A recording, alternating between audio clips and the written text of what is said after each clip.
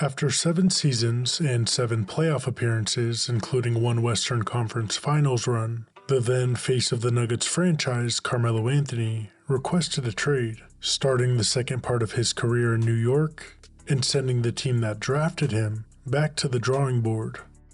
That Carmelo Anthony trade was huge. It included 3 teams, 12 players, and 4 draft picks.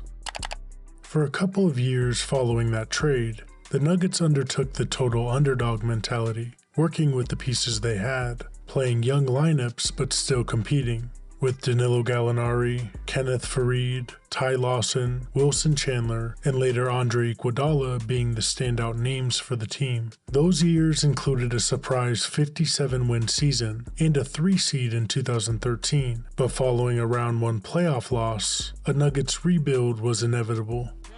By Thompson, picked up by Lawson, that's it. Golden State will advance. Golden State goes to the second round. The 6th seed is beaten the 3. A key component in rebuilding the Nuggets was their former GM, Tim Connelly, who was hired in June 2013 right before the NBA draft. In his initial move as the general manager, Connelly orchestrated a trade during the draft, involving their 27th pick Rudy Gobert, swapping him for the 46th pick, Eric Green, along with cash considerations from the Utah Jazz. While Gobert's 3 Defensive Player of the Year awards make that trade look questionable, looking back, if the Nuggets would have held on to him, perhaps they wouldn't have selected Nurkic or Jokic with future picks. Connelly then brought in experienced veterans, namely Nate Robinson, Randy Foye, and J.J. Hickson. But following another disappointing season, Connelly quickly adjusted the organization's strategy, which eventually led to historic achievements in the following years. In 2014, the Denver Nuggets officially embarked on their rebuilding phase, doing so primarily through the draft. During the 2014 NBA draft, the Nuggets made an important move by trading Doug McDermott for picks 16 and 19. This maneuver yielded Jusuf Nurkic from Bosnia and Gary Harris from Michigan State. But of course, the highlight of that draft night occurred at pick 41 in the second round, when the Denver Nuggets selected Serbian center Nikola Jokic, not only the greatest second-round pick of all time, but the single most pivotal figure in the history of the Nuggets organization. In 2015, following the turbulent Brian Shaw era, the Denver Nuggets brought in Michael Malone as their new head coach. Malone had recently been let go by the troubled Sacramento Kings.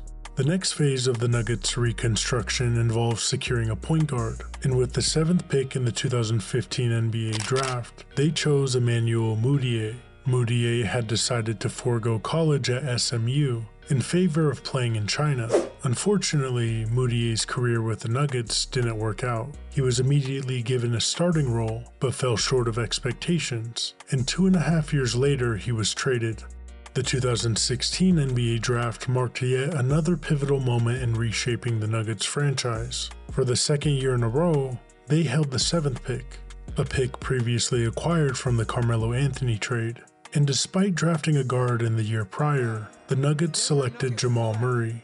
Of course, Murray would be essential for the future champions.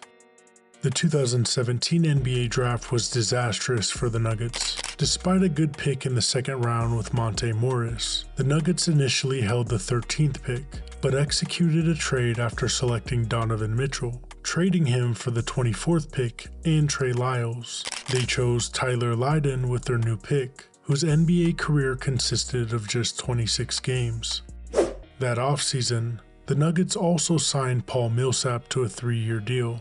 Millsap was coming off of 4 consecutive All-Star seasons and played an important veteran role to the team, and acted as a defensive anchor during his time with the Nuggets. In the 2018 NBA draft, the Nuggets would take another important step in building their championship roster. While some mock drafts had him going in the top 5, the Nuggets were thrilled to land Michael Porter Jr. at number 14. There were 3 key reasons why they had the chance to select MPJ in that position. First, concerns about his back injury led other teams to pass on him. Secondly, they had a young and developing team led by a rising superstar Nikola Jokic, providing the flexibility to swing for the fences. And lastly, there was the famous Game 82 playoff play-in loss versus the Wolves, which allowed Denver to select a player at 14. The Nuggets missing the playoffs that year ended up being a blessing in disguise, because without that MPJ selection, the future champions look a little different. Now, let's pivot to the bubble, a setting where the Nuggets core was being established. The bubble witnessed an improved version of the Denver Nuggets. That season, Nikola Jokic was proving himself as one of the best players in the league.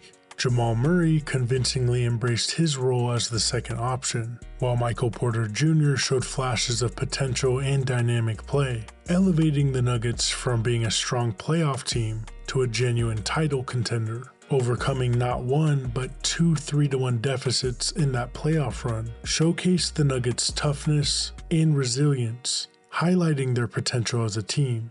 But still, it felt like Denver was a couple pieces away from a championship level. Losing Jeremy Grant to Detroit was a significant setback for Denver's team identity, and the Nuggets front office really had limited options to prevent his departure. At the time, many were critical of Mike Malone's coaching decisions, specifically starting an aging Paul Millsap over a young Jeremy Grant. While Millsap's performance was clearly on the decline, and the Grant loss seemed massive at the time, those two factors paved the way for a more compatible fit, especially for Jokic, when the Nuggets acquired Aaron Gordon. That Nuggets trade, involving Gary Harris, RJ Hampton, and a first-round pick, turned out to be a major victory for the franchise. Gordon proved to be a superior defensive complement to Jokic, excelling as a rim protector, individual defender, and team player.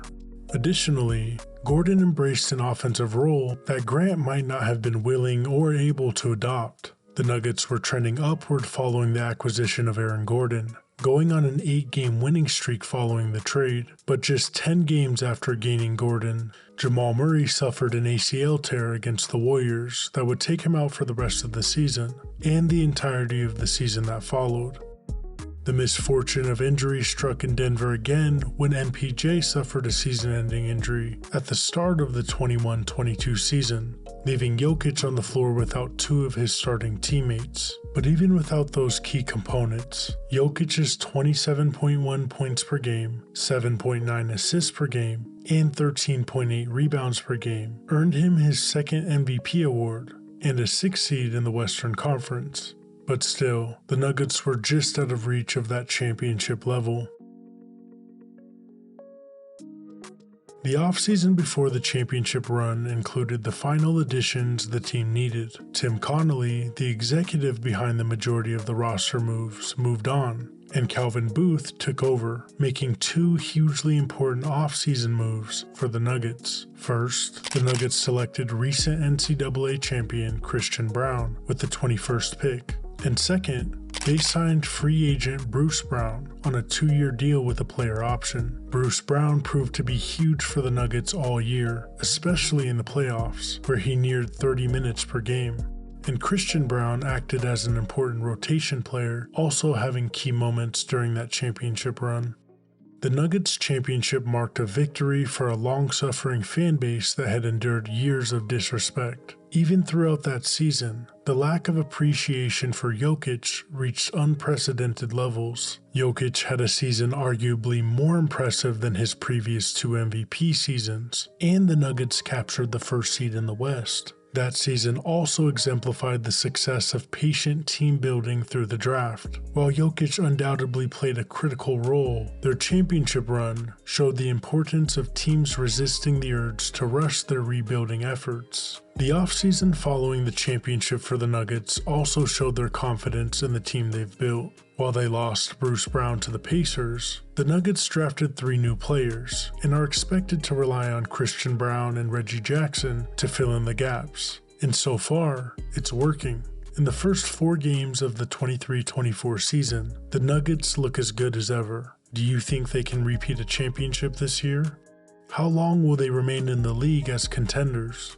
Let us know what you think in the comments, and subscribe. Thanks for watching Basketball Pantheon.